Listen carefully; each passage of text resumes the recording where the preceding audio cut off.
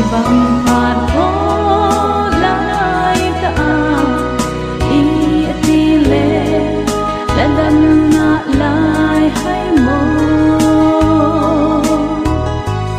namo tin ding ham zona le elizan pathin til bol theina azam san thon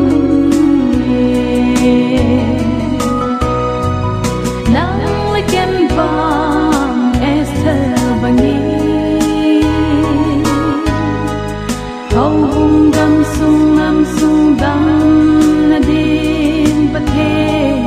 belo hi te nu le pa nam pi lam kai hau sa le go lam ho zo se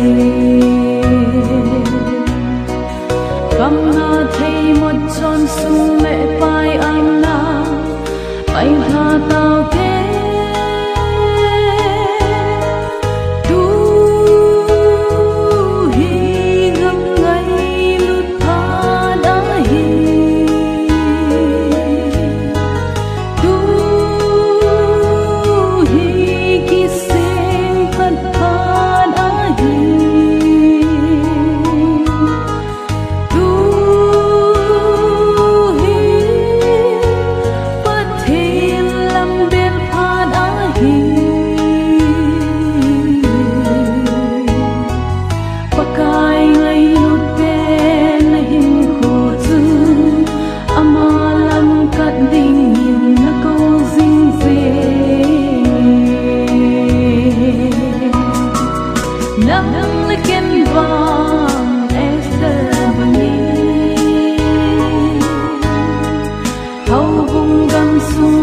sung dang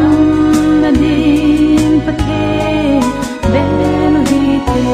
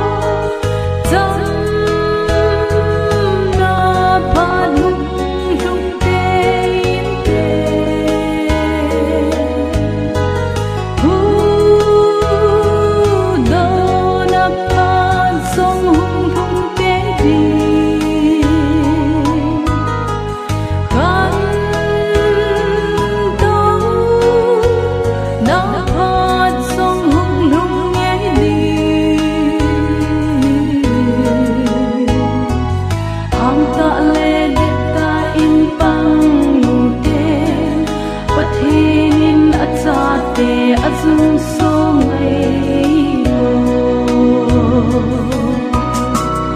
ibang pato lai ta I atile ladan na lai hay mo namo tin ding ham zona le elizan pathin til bol theina azam san ton nang leken bang ese bangi hau bung gam sung dang na din pathe belo hi te hau bung gam sung dang na din paka belo